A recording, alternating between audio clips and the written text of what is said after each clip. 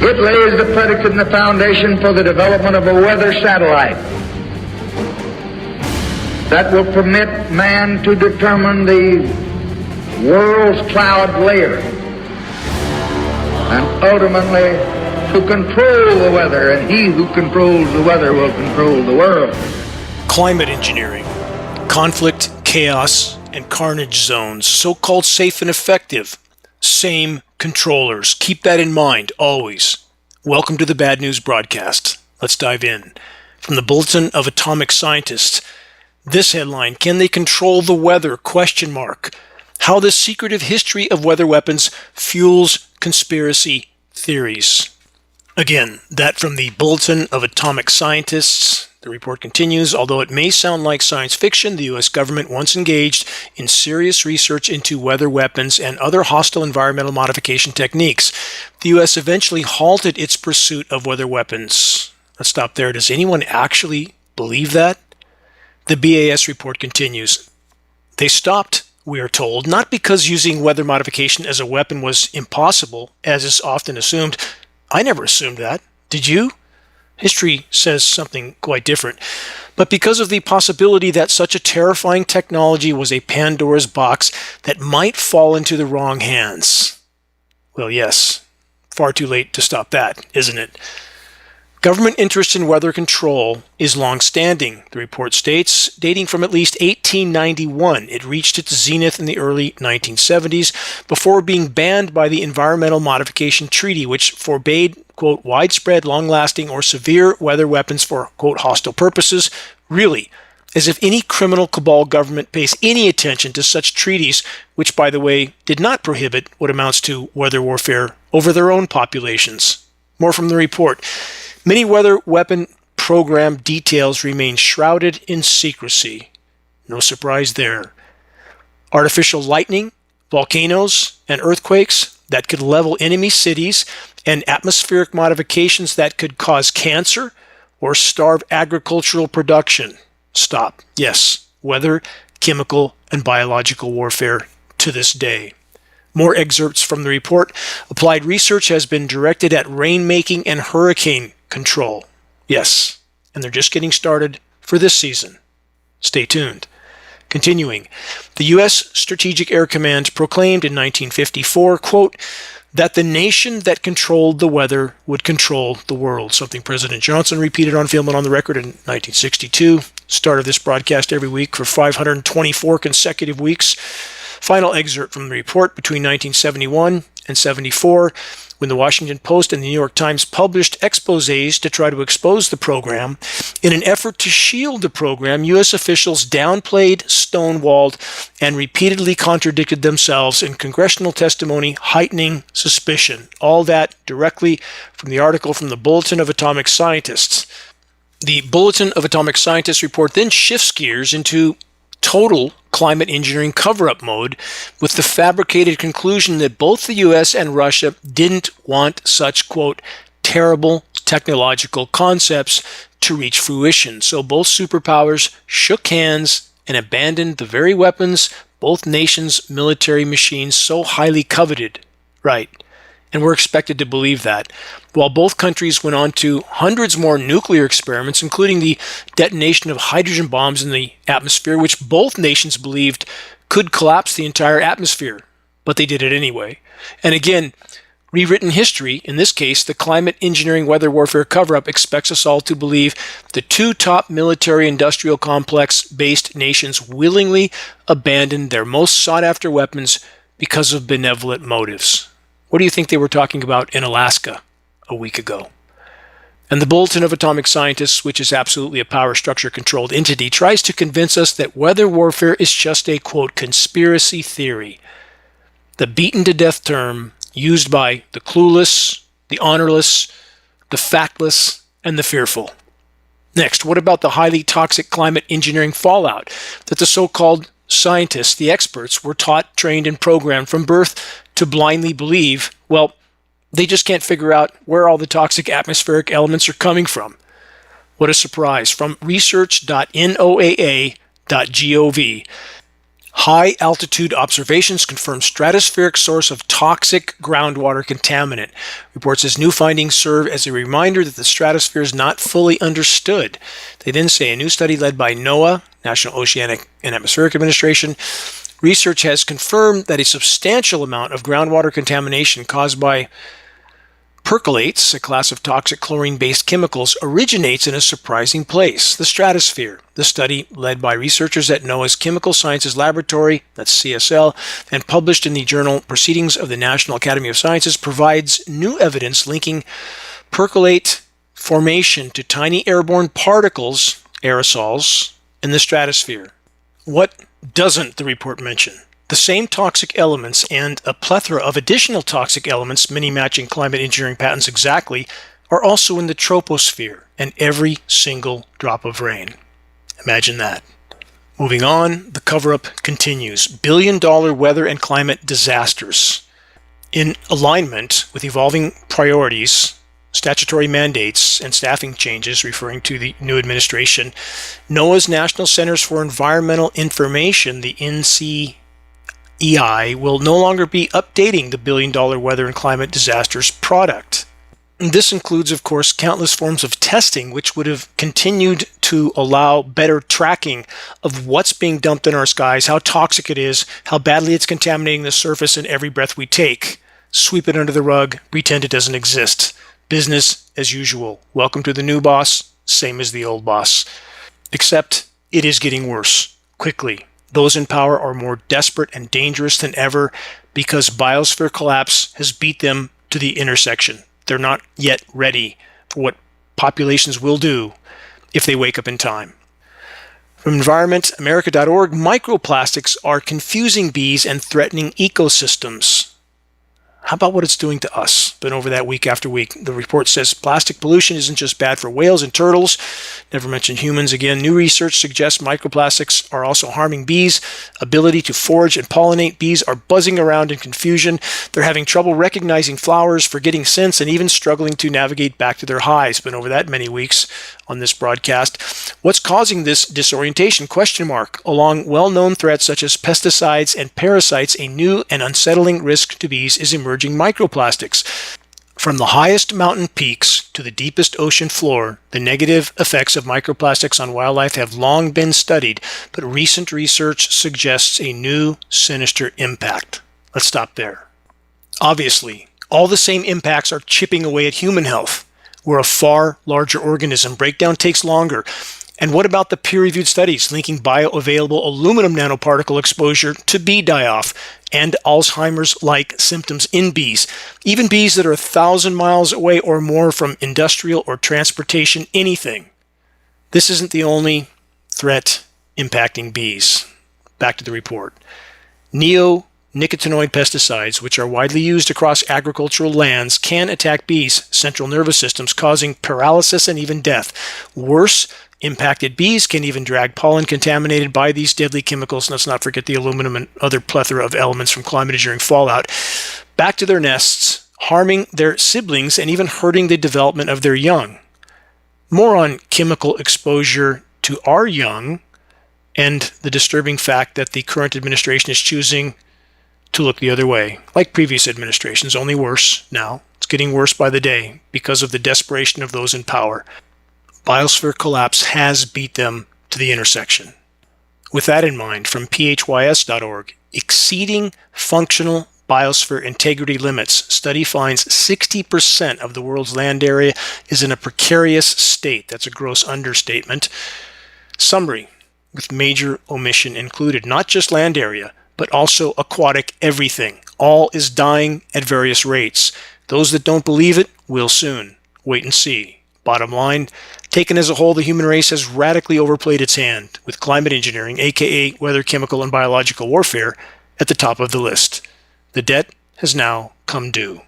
Hang on.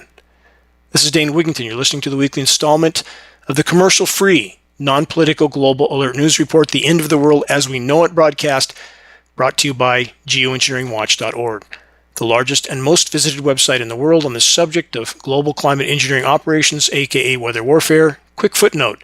For those that truly want to help sound the alarm, very effective climate engineering awareness-raising materials are available on the homepage of geoengineeringwatch.org.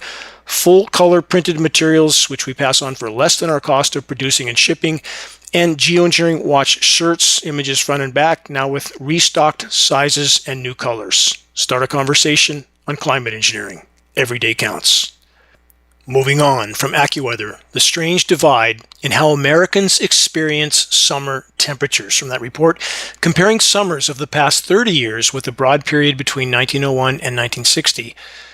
That's the baseline. The limited warming and even slight cooling in some locations becomes strikingly apparent. The report then says summer is behaving very erratically as the country warms, with large changes in some regions, especially the West, and very muted ones in the central and southern U.S. Follow me through with this. It's exactly what I've stated for so many years. Scientists have acknowledged the warming hole's existence. That's a place where it's not warming like the rest of the world. For some time, they say, they've studied this and sought to explain what's causing it. They're not at all convinced it will continue. Frankly, many suspect it won't. But for now, it stands out enough that it requires an explanation, which many research papers have attempted to do. There are not too many places on the planet, they say, that are showing this kind of anomaly, said a climate researcher at the University of Colorado Boulder who contributed to the study. He said it's pretty unique. Yes, it is. And anything but natural. Where you are on Earth, the report says, determines the kind of climate change you get, and there's an enormous amount of variability. It depends on what the weather terrorists choose to do. That's the bottom line. The report then says scientists are still trying to understand the reason behind the pattern, because apparently they're looking down at their electrical appendage and not up at the sky. They say it has been attributed to anything from the cooling effects of reforestation in the southeast to corn sweat.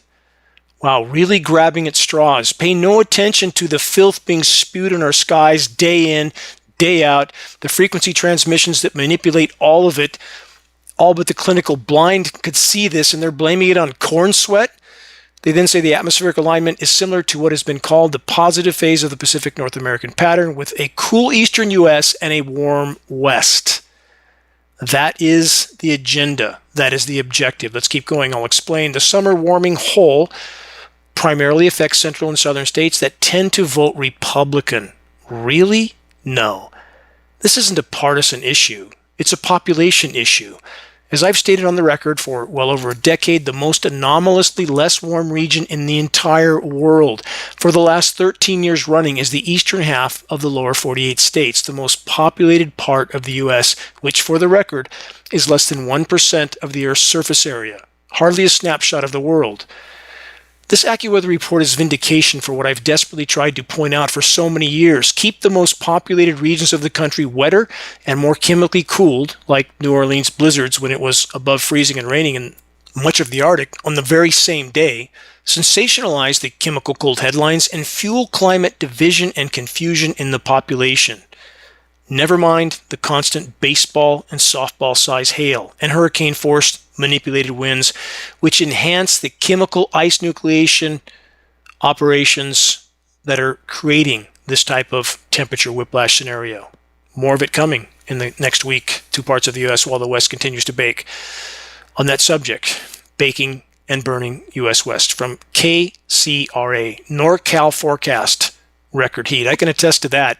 Again, living in hell continues here. We're in a streak of near 110 degree temperatures for more days in the formerly lush forest, now dying forest of Northern California. The climate engineers continue to control this spigot, as well as the ionosphere heater-induced high-pressure heat domes. On that note, San Francisco Chronicle, California heat wave. These cities could see record-breaking temperatures. They never list all the cities. Always for a record warm event, they list about half or a third or a fourth of the temperature records that they do. If there's a chemical cool down, they list far more. Looks more impressive, skews public perception. From the LA Times, SoCal's intensifying heat wave could set temperature records even overnight. That's key. Doesn't cool down at night. More on that in a moment. From ABC News, LA and other parts of the West set to broil an extreme heat wave. From the Washington Post, how surging summer humidity is making nights hotter. The report then states this: a less noticeable but widespread trend is happening across the planet. While most people sleep, rising overnight temperatures. Though less intense than the peak of afternoon heat, overnight warmth elevates health hazards by preventing the body from recovering from the heat of the day. The fact that nighttime temperatures are warming twice as fast as daytime highs, extremely alarming. It's called a runaway greenhouse effect, climate engineering making it worse, not better. Short-term toxic chemical surface cool downs at the cost of an even worse overall warming. These same particulates used to deflect the heat during the day, trap the heat at night. This is a trajectory toward near-term planetary omnicide. Climate engineering must be halted. From the mirror.us, map reveals 8 U.S. states where summer will end early. Here comes the chemical cool down part from ksn.com. Feeling like August today? Major cool down this weekend. Temperatures are expected to drop as much as 20 degrees below seasonal averages, with highs in the 70s for most, with even a few 60s, and that's in regions that were recently at record highs, well into triple digits. 40-degree plunge in places. And from MSN, the big cool down is getting very close. That's the kind of headlines the climate engineers want, the kind that cause far too many people to completely forget about the previous hellish months, although we don't get a reprieve here in the West. It's hell all the time. We're entering our 5th month of scaldingly hot temperatures, scorching UV, and zero precipitation. Let's add this from AccuWeather: cooler Canadian air to sweep into Midwest, expand into Northeast. Temperatures may resemble those typically experienced in late September or early October, the report states. What's happening here? Covered this in great detail at geoengineeringwatch.org with all the meteorological maps included. The high-pressure heat dome over the West, massive high-pressure heat domes, ionosphere heater-induced high-pressure heat domes. If you don't know what an ionosphere heater is, please search it, look it up. It is a weapon of mass destruction that is wreaking havoc in the atmosphere and causes this type of atmospheric scenario. So high-pressure heat dome spins upper-level wind currents clockwise around it in the northern hemisphere. So all the cooler Pacific moisture spins clockwise far up and around the Pacific Northwest, cooling Alaska, depending on where they park the high-pressure heat dome. It circles around that clockwise as they're chemically nucleating that moisture the entire way, and it sweeps back down into perhaps the Midwest, Great Lakes region, where they call it a Canadian front. Had nothing to do with that really, but the meteorologists, again, reading their scripts, all of them, from National Weather Service and NOAA, who get their script from Raytheon and Lockheed Martin, who do all the weather modeling for our nation's weathermen, that have an illegal federal gag order on them, all agency operations, not a specific geoengineering gag order. Again, government's not quite that stupid. They know that would be a massive red flag. It's all agency operations, and it does exist. And then local meteorologists, they simply know not to bite the hand that feeds them. They don't want to risk their paychecks and pensions, so they go along with the script. All of them pretending this isn't happening in our skies. Is that not criminal behavior? Does that not make them accomplices to the criminal cover-up of climate engineering? It certainly would seem to. Will the public think so once they're finally awakened to what's happening in our skies, what's been done to them without their knowledge or consent, and all those so-called weather experts that participated in the cover-up of what amounts to planetary omnicide? From Yale Climate Connections, Hurricane Erin embarks on ferocious week of churning the Atlantic. Key term there. They say even if Erin avoids making landfall, it will send dangerous surf and rip currents into thousands of miles of shoreline. On the SST maps, sea surface temperature maps, the scaldingly hot Atlantic, Erin cut a swath through that heat, causing upwelling, bringing colder, deeper water to the surface and skewing the data for exactly how warm the world is, and spewing moisture everywhere that it was chemically nucleated so cold air masses could be spewed in every direction, lowering surface temperatures in certain regions, giant atmospheric moisture pump, as well as cooling sea surface temperatures. We can speculate on all the agendas and objectives being carried out, but the fact that these storms can and are being steered is beyond dispute. The technology has existed for decades. U.S. military first commenced its hurricane manipulation operations in 1947, Project Cirrus. From UK Guardian, a climate of unparalleled malevolence. Are we on our way to the 6th major mass extinction? ? No, not on our way. Neck deep in it right now. They say churning quantities of carbon dioxide in the atmosphere at the rate we are going could lead the planet to another great dying. Not could, may, might. Has And with climate engineering on top of this, that is certainly a trajectory for near-term planetary omnicide. And yes, it's an all-the-above equation. It's not just a this or that. When you completely overturn atmospheric chemistry that has existed for hundreds of thousands, if not millions of years, that's a problem. When you do climate engineering on top of that, aka weather warfare, that's an even bigger problem. Too many people trying to think dichotomously, it's just this or it's just that. Can't be both, but it is. Worryingly, the report states in the past few decades, geologists have discovered that many, if not most, of the mass extinctions in Earth's history, including the very worst ever by far, were caused not by asteroids, as they had expected and formerly believed, but by continent-spanning volcanic eruptions that injected catastrophic amounts of CO2 in the air and oceans. Yes, it's a very big problem in the oceans. More on that in a moment. Put enough CO2 in the system all at once and push the life-sustaining carbon cycle far enough out of equilibrium, and it might escape into a sort of planetary failure mode, we're already there, where processes intrinsic to the Earth itself take over, acting as a positive feedback. We have about 50 positive feedback loops in play right now, and positive does not mean good in this case, to release dramatically more carbon, self-feeding loop, into the system. The subsequent release of carbon would send the planet off on a devastating 100 millennia excursion, far longer than that actually, before regaining its composure. And it wouldn't matter if CO2 were higher or lower than it is today, or whether the Earth was warmer or cooler as a result. It's the rate of change in CO2 that gets you to Armageddon. Translation: nothing can adapt to this rapid a change. It's happening right now at minimum 170 times faster than any previous paleo mass extinction event. Now let's add climate engineering that's destroying the ozone layer, contaminating everything on the planet, industrialize, militarize everything, doing much more of all the same. This is a recipe for near-term human extinction. The report says it has been more than 60 million years since the planet surpassed such a threshold. Their discovery is published in the Journal of Geophysical Research. Ocean acidification has far recent consequences for the ocean. That's absolutely true. More on that in a moment. But here's the bottom line. Can we know that the scientists are telling us the truth about paleo events that far back? No, we can't know. But common sense should tell us when you treat the planet with the kind of contempt that we've treated it with and add climate engineering on top, if we continue, we're not going to be here long. That's a very simple common sense, if there is any left, equation. From phys.org, North Pacific waters are acidifying more rapidly below the surface, research reveals.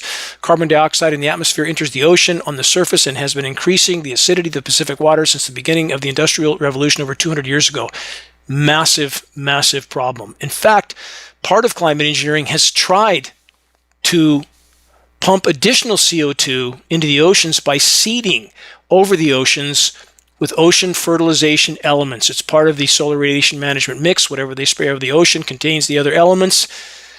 And they have tried to force this to mask the true severity of atmospheric CO2 buildup. You can't alter atmospheric chemistry, changing specific gases by increasing them over 50% in the geologic blink of an eye. And now, again, at climate engineering, it's toxifying rain, which is killing soil microbiomes, sterilizing soils, killing root systems, and now the forest that would have taken up much of that CO2 can't.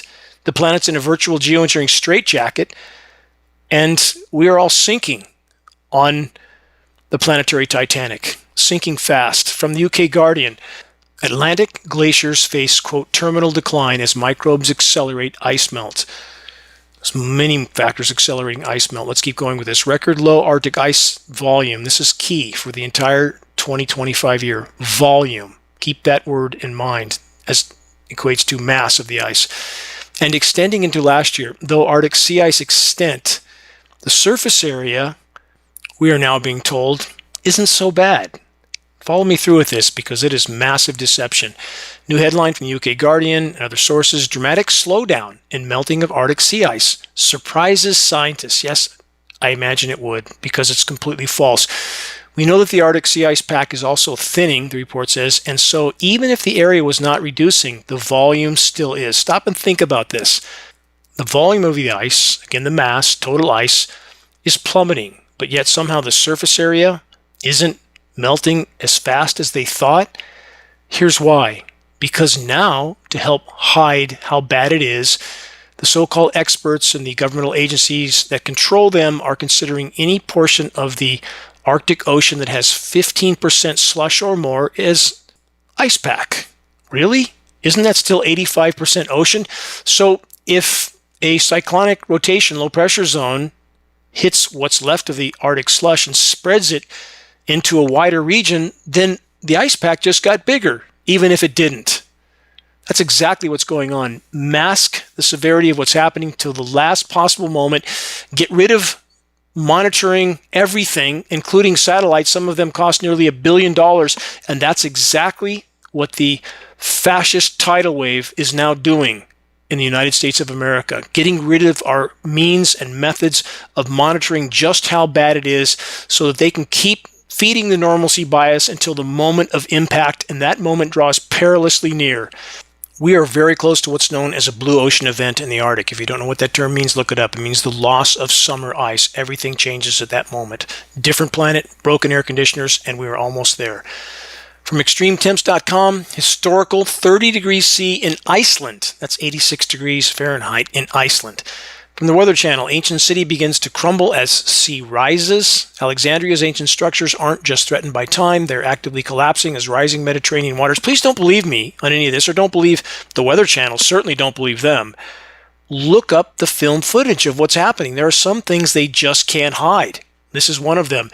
The rising Mediterranean waters are eroding foundations from below. This isn't a future climate scenario, but today's reality as saltwater intrusion destabilizes one of humanity's oldest cities, offering a stark warning to coastal communities worldwide. Again, what causes oceans to rise? Melting ice, obviously. Now about the facts from the front lines. Bouncing back, new report this week from climatecosmos.com, how sea ice decline is accelerating Arctic shipping traffic. Let me clarify, we're on that point of sea ice. Sea ice doesn't raise sea levels because it's already in the water, like an ice cube in a glass of water. Doesn't make the glass overflow when it melts. But when we have sea ice that's buttressing or holding back land ice, especially in Antarctica and Greenland, when that melts and the glaciers begin to slide into the ocean, major sea level rise. I'll get to that because that's happening as well. And the important part about what I'm going to cover in a moment is the shipping routes that are opening up in the Arctic because there's far less ice. Not the cover-up article that was just pumped out by some desperate matrix media sources pretending that for some reason they don't understand that the ice seems to be the surface area, the slush, melting slower than they thought. It's simply being scattered over a wider area, and they're calling it ice pack. That's what's happening. Here's from the report. The Arctic region, once characterized by its expansive ice cover, is undergoing dramatic change. The melting of sea ice is not just an environmental concern, but also a new frontier for shipping routes because there's less ice. The volume, record lows right now. As sea ice continues to retreat, it unveils new pathways that promise to revolutionize global trade. How wonderful. We can have more trade on our dead planet. According to data, the report says the Arctic sea ice has shrunk by about 13% per decade since the late 70s. This decline not only raises concerns about rising sea levels, but also opens up the Arctic for potential shipping routes. The opening of the Arctic shipping routes presents lucrative opportunities for global trade. Yeah, again, let's fill our pockets with loot on the deck of a sinking ship. That makes so much sense. And again, when they show the rate of sea ice loss, they're only talking about surface area, aka surface slush. They're not talking about volume, which is all-time record lows by far, about to blow apart. Keep your eye on what's happening in the polar regions because it is directly connected to our collective futures. Let's add this from Newsweek. Trump and Putin's Arctic chess game is about far more than the Ukraine. Stated that in last week's broadcast because that's the fact of the matter. They say strategic and geopolitical trends that define one of the Earth's most contested regions, a source of both tension and potentially new cooperation between Washington and Moscow. Don't think there hasn't been all along with CV-19 and climate engineering. Behind the curtain. It cannot be otherwise. They say the growing importance of the Arctic playing out in the interests, aspirations, activities, and conflicting worldviews of the world's great powers, the United States, Russia, and China. Of the three, two are Arctic nations, with Russia and China cooperating in the region at a concerning pace and increasing levels of complexity. Trump, while emphasizing his focus on settling the Russia-Ukraine war, has not ruled out reports that he was considering allowing Moscow access to Alaska's wealth. Wait, really? So that's what you get when you invade another country and you kill countless innocent civilians, you get rewarded? And I'm not condoning what our country has done with Ukraine, making it a puppet nation, but I'm simply saying that that doesn't justify anything Russia has done. And what about the other countries and other parts of the world that we're not allowed to talk about? What have they done? Moving on to the weather warfare in the U.S. West, U.S. Drought Monitor still shows zero drought in the interior of Northern California. That is a blatant, glaring lie. There's no soil moisture going down about 15 feet, zero, zip, nada. Fuel moisture down, record lows, but yet they say there's no drought. They're making it up as they go at this point and eliminating sources of data for people to track how bad it is. That's exactly what's going on. It's called fascism. Been getting worse. Every administration, doesn't matter the political stripe, worse now than ever again, because biosphere collapses beat them to the intersection. They're more desperate and dangerous than ever before. From AI, California has experienced a significant increase in tree mortality, that's an understatement, in recent years, with millions of trees dying due to a combination of drought and insect infestations and, quote, other factors. What is the primary factor, yet unmentioned, quote, other factor? Climate engineering, its impact on climate and atmospheric everything, and are now completely contaminated rain from climate engineering fallout, killing soil microbiome and root systems, destroying the ozone layer, which is frying the foliage. So much more to this equation. You can find answers to all of these questions at geoengineeringwatch.org. Just as many dying and dead trees in Canada. Same reason. Beetles are only a symptom of an already dying tree. From UK Guardian, pray for rain. Wildfires in Canada are now burning where they never used to. Correct. Canada's response to the extreme weather threat is being upended as traditional epicenter of the blazes shifts as the climate warms. In Siberia, regions that have never been touched by human hands, burn rate over a 10-year period increased 1,000%. Obviously, something's wrong. It's not just, no, we're not cutting down enough trees, as some moronic minions in government claim. The report says we had fires everywhere. We had evacuations everywhere. We had smoke at a scale that was remarkable. Again, that's from this report. For the record, the source of ignition, keep this in mind, of the now countless firestorms is a separate subject entirely. Far too many are getting stuck in that rut.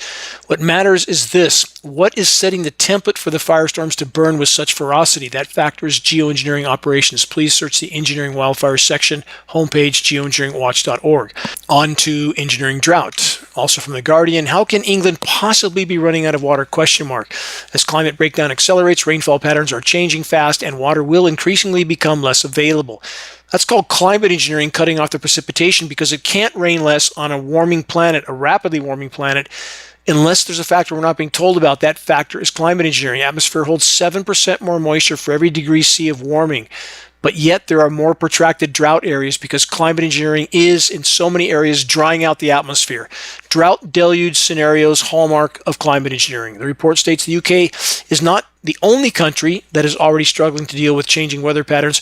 Almost half of Europe is in drought, with wildfires tearing across the continent and farmers struggling to grow crops. Not going to be able to grow anything soon. Wait and see. More than 90 million people, they say, in Eastern and Southern Africa are facing extreme hunger after record-breaking drought across many areas has led to widespread crop failure and the death of livestock. It's coming. Wait and see. Nowhere to hide. Here's a question. How many so-called truth teller platforms are claiming that the declining harvests and declining fisheries are just overregulation? Really? When you can't grow anything and the oceans are dying by the day, it's just overregulation? We need to look at reality. And those people that pump out false narratives like that simply want to pretend that if we just ignore reality long enough, it'll all magically work itself out. How's that going so far? More headlines. Listen carefully. This is critically important. Mentioned it earlier from Yale's 360.edu, other sources. Human activity is causing the Earth's climate to change 170 times faster than natural forces. This is a very bad omen. It means the mass extinction we're in is about 170 times worse than any previous mass extinction. More headlines from the UK Guardian. Trees, homes, roads. How the sea is swallowing coastal villages in the Philippines. From disaster today, hurricane force winds in Spain, thermal explosion causes violent storm. What is a thermal explosion? What are they doing to our atmosphere? They're using it for a physics lab and a battlefield. And they pump out these headlines with no explanation for what in the world caused it, and then move on, like we're supposed to just accept it. From the New York Times, Paris braces for a future of possibly paralyzing heat. Yes, that's exactly what's coming. They say, imagine Paris at 122 degrees or 50 degrees Celsius. Asphalt streets would melt. It's all coming.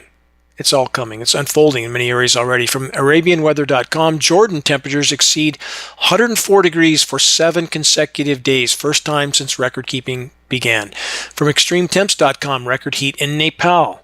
Heat waves are sweeping every country, and Nepal is not exempt. That's 101 degrees in Nepal. From ExtremeTemps.com, record heat wave in China. Also from ExtremeTemps.com, harsh heat in Japan. Again, and the again part is part of the headline. From UK Guardian, monkeys falling from trees and baking barnacles. How heat is driving animals to extinction. The report says billions of animals dead, and that's a figure which includes dead sea life as well. From the UK Independent, 4 people have been killed in Spain as southern Europe is hit by its worst wildfires on record. From UK Guardian, where camels die of thirst, Morocco's oasis emergency. You used to see the pictures of these oases. They look like something from a post-apocalyptic movie. Virtual dead zones. Metaphors for what's unfolding all over the world with climate engineering operations, aka weather warfare, raging above it all. The human race, taken as a whole, is decimating the planet from the clouds to the ground in countless ways. The current trajectory of catastrophe must be curtailed, or the story will very soon conclude. You're listening to the weekly installment of Global Alert News, the Bad News Broadcast, installment number 524, August 23rd, 2025. This is Dane Wigington, your host. Global Alert News, brought to you by Geoengineeringwatch.org, the largest and most visited website in the world on the subject of climate intervention operations known as geoengineering. Global Alert News is aired on numerous AM and FM stations around the country. If any radio station near you is willing to air the GAN broadcast in order to inform their listeners of what Matrix Media won't mention, have them contact us at admin@geoengineeringwatch.org. We'll grant them access to our weekly broadcast for free, of course. Recordings of the commercial-free, non-political Global Alert News Hour can be found on the homepage of geoengineeringwatch.org under the recent column and on the Dane Wigington YouTube channel. No commercials on any of it. Keep that in mind. If you're on our email list, please put us on your email contact book so that our mailouts don't go to the spam files. Please help us to share the groundbreaking documentary, The Dimming, which fully exposes the climate engineering atrocities. The best way to share is by circulating the direct link to The Dimming by email directly from the homepage of geoengineeringwatch.org. Sharing directly helps us to overcome social media censorship. When viewing our YouTube of The Dimming or Global Alert News or any other Geoengineering Watch video, please subscribe, share, and comment, all of which helps us to circulate critically important data to a much wider audience. About reaching those that still aren't looking up. Start a conversation with Geoengineering Watch awareness-raising materials. They can be found on our homepage. Our only goal, provide activists what they need to move this fight forward. Extremely high-quality printed materials with shocking images. A picture's worth 1,000 words. As the proverb goes, we have scannable business cards and bumper stickers, all effective tools to help strike up a conversation on the climate engineering issue. We must reach a critical mass. That is the great imperative of our time. We can expose it, we can stop it from the inside out. That's the only way forward. If you're willing to share a picture of yourself with a Geoengineering Watch t-shirt or hoodie, ideally in some crowded location, please send your photo to us so we can post it as part of our activist compilation. That's part of our materials page. The images encourage others to make their voices heard in this all-important battle to sound the alarm. Final message to all those that are steadfastly committed to exposing and halting the climate engineering insanity, and you know who you are. You have my deepest gratitude forever. Moving on from ABC News, draft of new MAHA report suggests RFK Jr. won't target pesticides. The draft's language would constitute a win for the agriculture industry. The draft of an upcoming government report suggesting ways to improve the health of American children does not recommend severe restrictions on pesticides and ultra-processed foods, according to a copy of the document obtained by ABC News. Question, has anyone heard or seen any effort by this administration or any other administration to actually address the dire threat of climate engineering operations? No. Just repackaged official denial. Just jet exhaust. Just condensation, they say. For the record, no. Not jet exhaust, not condensation. Jet aircraft sprayed particulate dispersions from nozzles, as up-close film footage and photos prove. Toxic elements in our breathable air column. Lab test proven. View the dimming, learn more. Homepage of geoengineeringwatch.org for free.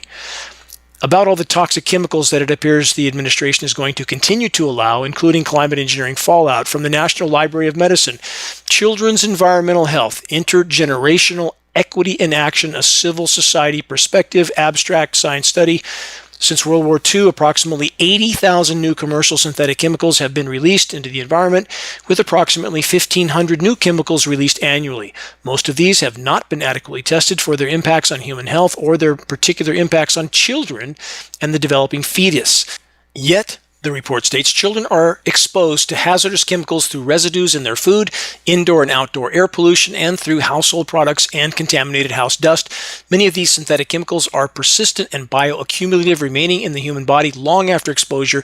Developing fetuses acquire toxic chemicals that have bioaccumulated in the mother's body and readily cross the placental barrier. Babies are now born with many man-made chemicals in their small bodies. Newborns take in more through their breast milk or formula. There are no tests to assess the combined impact, synergistic toxicity of the chemical soup to which the children are exposed. The World Health Organization, UNICEF, and UNEP have reported a growing number of children's health impacts caused by exposure to hazardous chemicals, including asthma, birth defects, and much, much more. So there you have it. And it appears industry has won again. Let's just keep pumping these chemicals into the environment. No change, no surprise.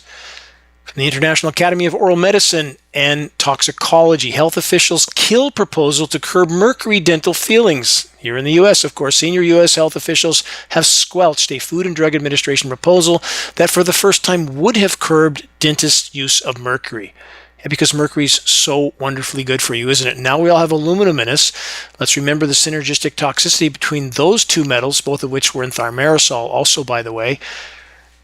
Total toxicity can increase as much as 10,000%. That's not a made-up number. That's an actual peer-reviewed study, proven statistic. That's 100 times worse. Look it up. Don't believe me.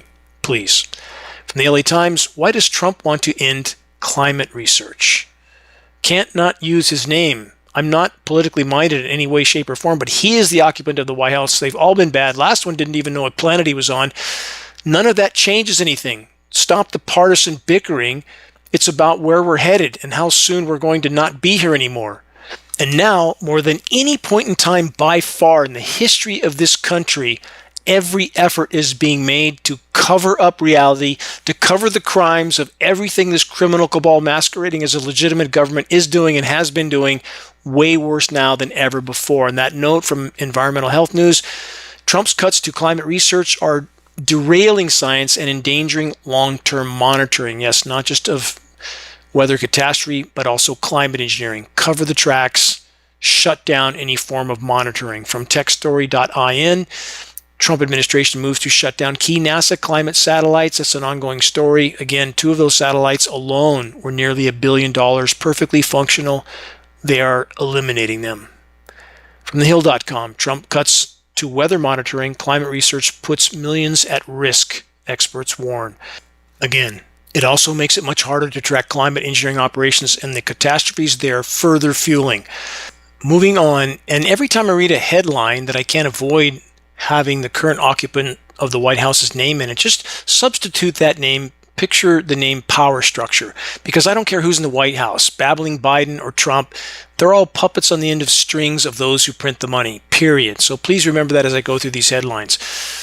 About rewriting history from MSNBC, he's trying to rewrite history. Trump claims Smithsonian focuses too much on how bad slavery was. This is the same type of rewriting of history that occurred in the Soviet Union. I know a bit about that. My wife is from a former Soviet-occupied country. She saw it all happen before.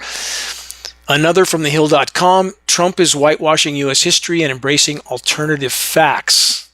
Same thing happening with climate engineering, everything. And again, power structure, substitute that in every time his name is mentioned. On the same subject, whitewashing and rewriting history from the UK Independent, Trump, who famously evaded the draft, this is interesting, during Vietnam, describes himself as a war hero. The president made the remarks in a radio interview complaining he was not given enough credit for bombing Iran's nuclear sites.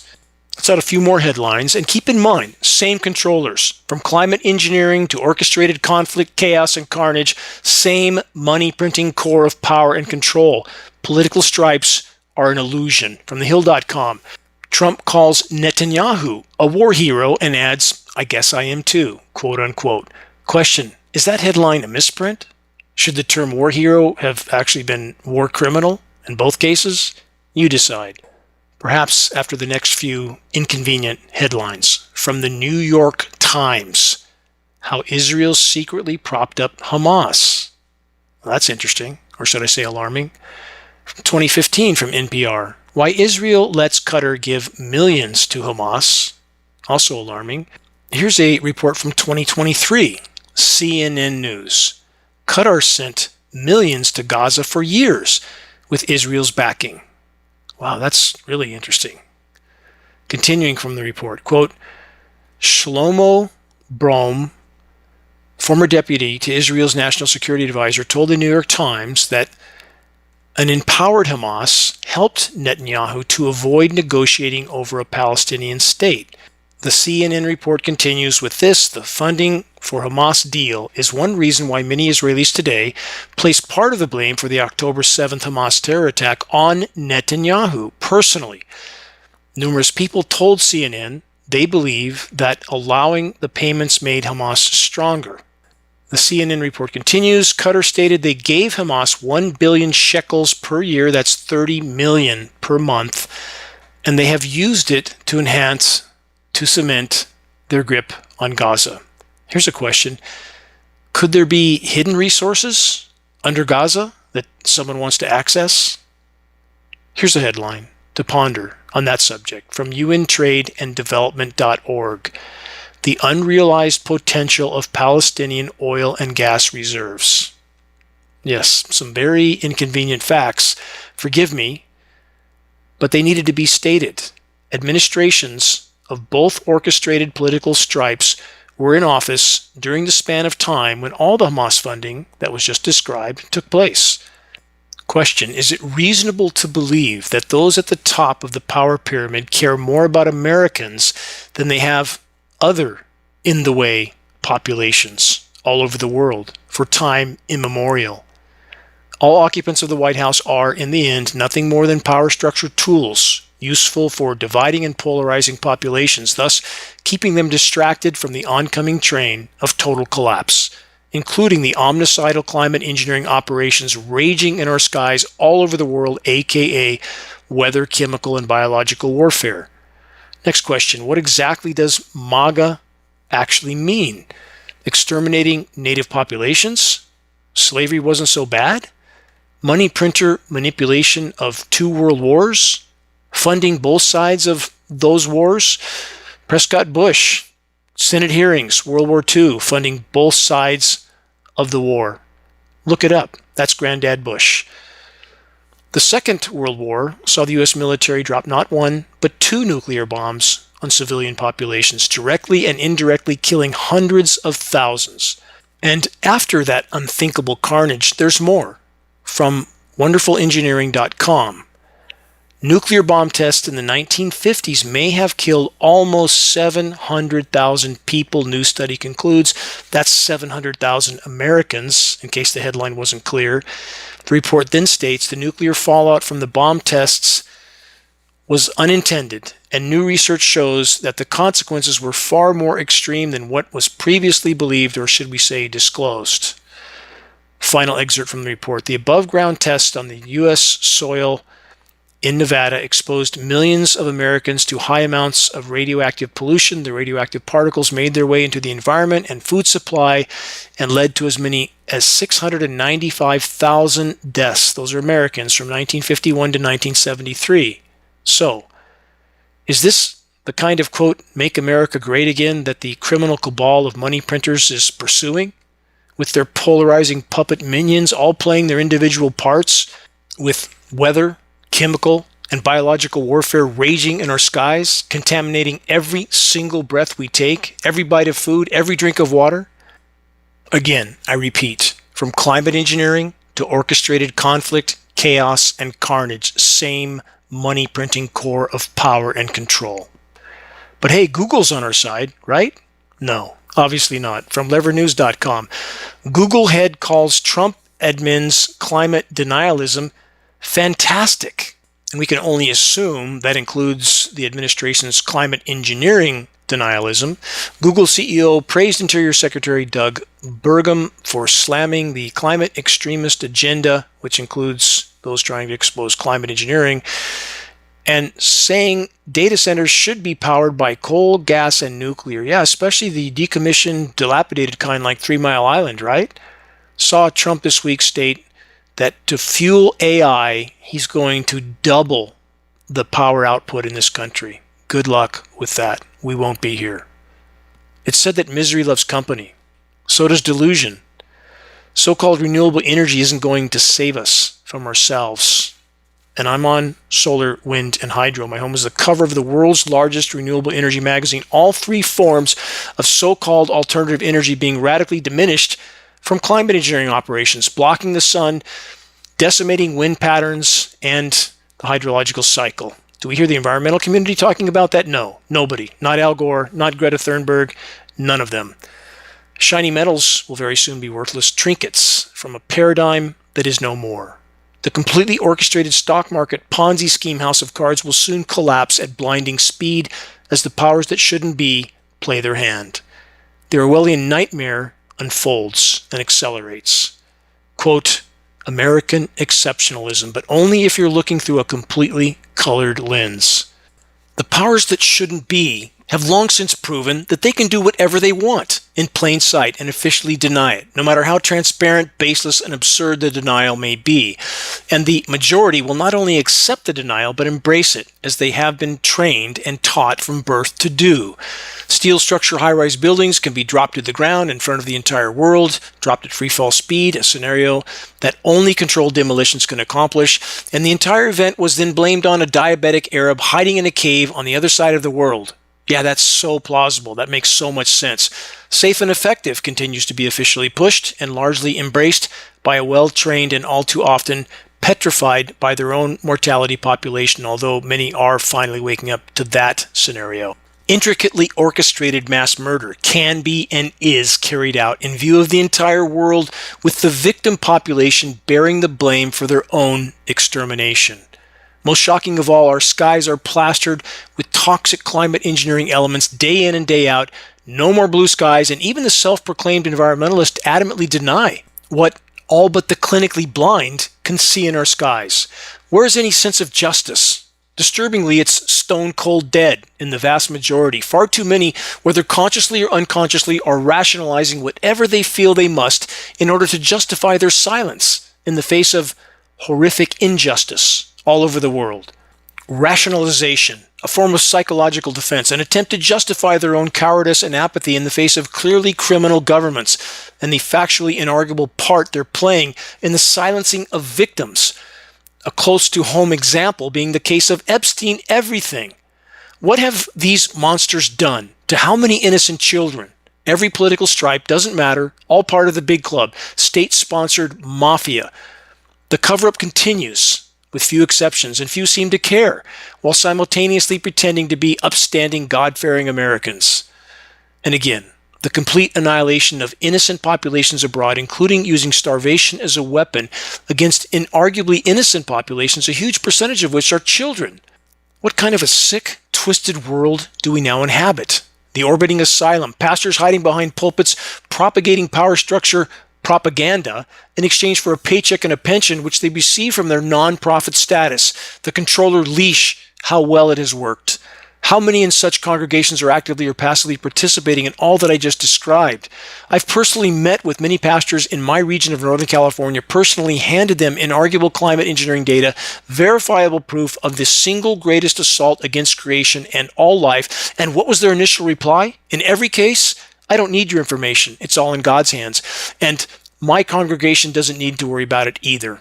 From climate engineering to orchestrated conflict, chaos, and carnage zones, what does biblical scripture have to say about hiding behind pulpits and pews?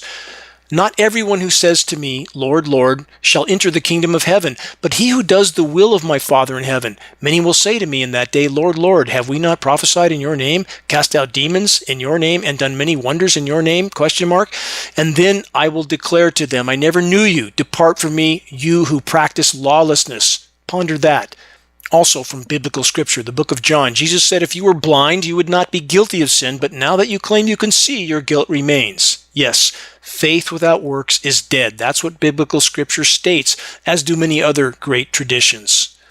Whatever spiritual path one may follow or not, these proverbs are absolutely inarguable for any that still have a functioning, creator-given sense of logic and reason.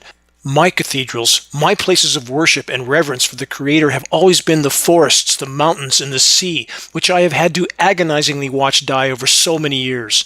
My heart bleeds every single day for every innocent life, human and otherwise, that continues to suffer or has long since perished as a direct result of humans behaving pitifully with callous contempt, which includes willful eyes wide shut behavior. The planet's primary life support systems are imploding along with the entire web of life, including us. Geoengineering is further fueling the fire. As the proverb goes, he who is not angered by injustice is himself unjust.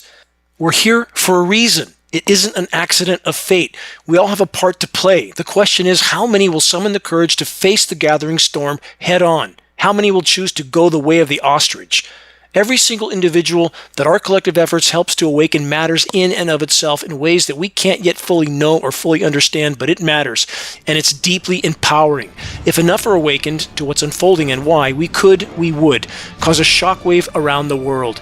Being a part of that wave is a decision, the right decision, the only decision. This is where unshakable solace lies. About moving the fight forward, starting with fully exposing the grave and immediate threat posed by what is taking place in our skies. Check the activist suggestions link on the homepage of geoengineeringwatch.org for specific instructions on how you can make your voice heard. Please make every day count. Time isn't on our side. Until next week, this is Dane Wigington with geoengineeringwatch.org.